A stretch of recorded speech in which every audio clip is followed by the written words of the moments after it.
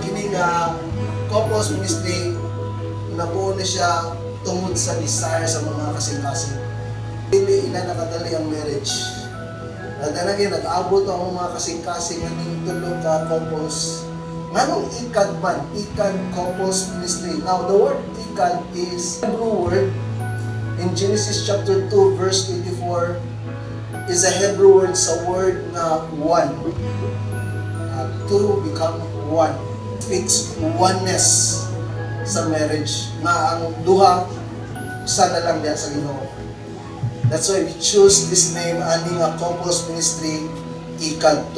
It speaks about marriage. Sige na naman, informal ang among couples. Manglaag niya mag-word of God. Yes. And mag-fellowship ni Tibok Adlaw. Yung na among couples. Naalay, desire nga, gibutang ang Ginoo sa kasing-kasing. How about na dili na sa maglaglag sa ika-4th year na ito. Atong buhaton is mag-invite ang mga couples, mag-gathering ta sa ika-4th year na ito. Ma-expose po sila sa pung sa Ginoo sa kalindot din kaminyo na centered sa pulong sa Ginoo. Sa ting mao niya mong desire na to dinhi. Gibuhat dinamo among ning i-celebrate ni hunani among couples ministry tungod kay desire na mo ang katong mga couples mo dinhi magkanaay desire nga ang ilang marriage isentro nila diha sa Ginoo. Salamat sa Ginoo nakaabot ning ika-4th year. We're looking forward sa unahan. Among target ani nga ministry himayahon gid ang Ginoo gyud. Mahimaya ang Ginoo nga niya ministry. Hindi lang sa couples, evangelism, like children's, mo na among goal ani nga ministry sa among couples. Dili lang couples ang focus kunili maka-reach out yung mga kalag, bata, batanon, ligaran diya sa tilan sa Ginoo. Himaya o dungog iya lamang sa mundo. Ako kapalungano nga imo man kong giadto dili kayot ko katuo nga anong gibuhat to bisan kang ngit-ngit sa talan nampalan mo ako ngalan kitawag mo kayo tako di man kinahanglan imong gunit di ko makabuhi imong sit-sit imo kong gipalingi gibuhat ang tanan di manunta kinahanglan kung mga imong gipalaban. Ang atong tema ni nagagabihon sa pagsabot nato, God's design creates healthy marriages. Gusto sa Ginoo nga maanindot, magkasinabot ang tanan nga magtiayon diha at ubangan sa Ginoo ug sa mga katawan. Mao na mga igsoon ang purpose nato ni nagagabihon nga kinahanglang tabangan nato ang ato ang mga asawa, ang ato ang bana nga magpuyo, nga mapakita nga ang Kristohanong kinabuhi mao'y mapakita, mapadayag ngadto sa komunidad.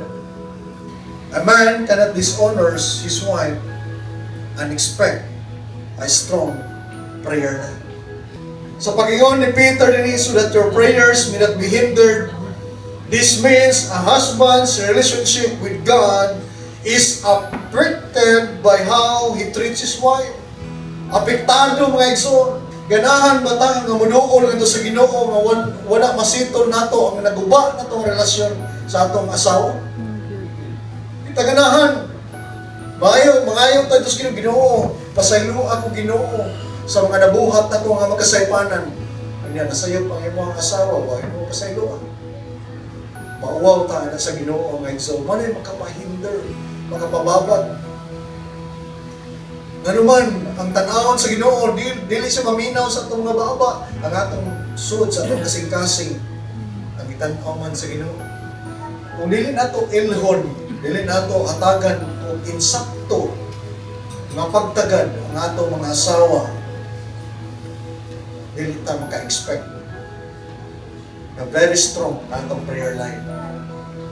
God takes marriages seriously. Gusto sa Ginoo nga seryosohon nato ang atong tagstagsa ka mga kaminyoon diha sa iyang tubangan. Now, how can husband obey this command?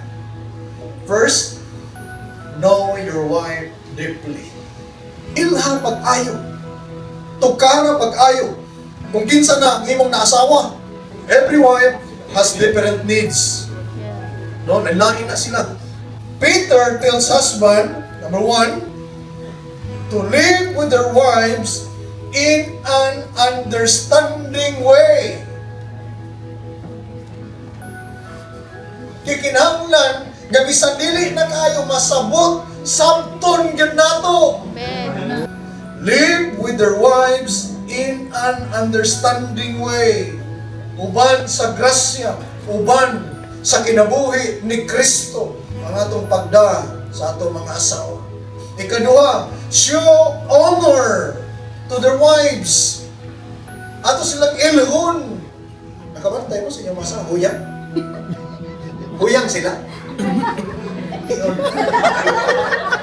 Ha? Show honor sa inyong o sa atong mga asawa. Ikatulo, recognize them as co-heirs of the grace of life.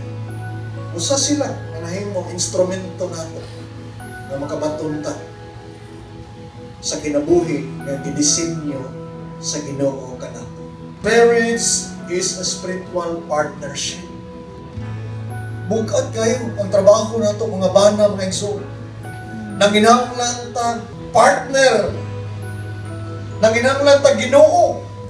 Importante nga masabtan nato because marriage is spiritual partnership.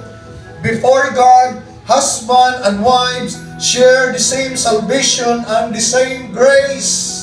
Sa samang paagi, kamo mga asawa, kinahanglan magmasinugtanon sa inyong bana. So, man ang nanguhit diha. Ha? Masinugtanon sa inyong bana, aron kadtong mga bana nga wala motuo sa pulong sa Dios, makapig ngadto kang Kristo pinaagi sa inyong maayong pamatasan. The wife's respectful influence. Ang pagrespetar sa asawa ngadto sa iyang bana. Kristohanon man ang iyang bana o dili Kristohanon, wala sa relasyon niya sa Ginoo, una sa relasyon sa Ginoo. Gikinahanglan ang imuhang respeto ngadto sa imong bana.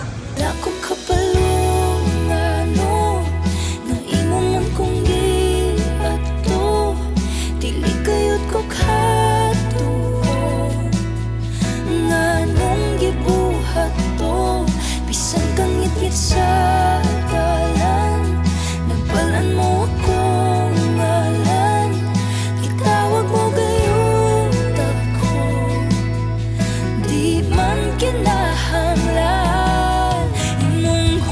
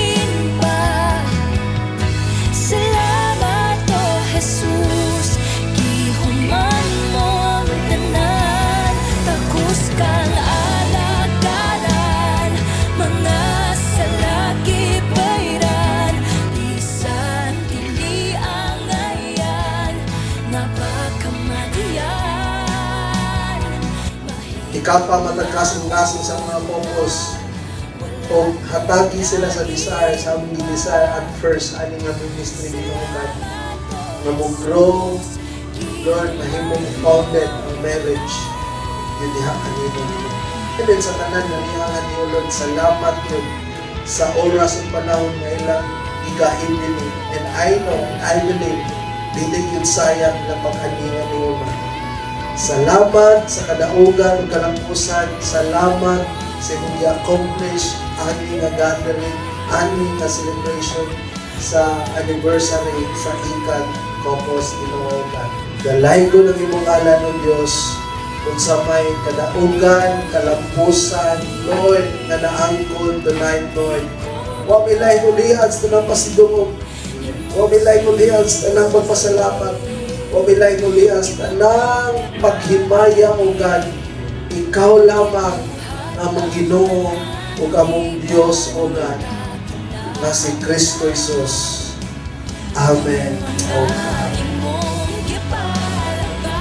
Happy 4th anniversary, Ikan Couples Ministry! Woo!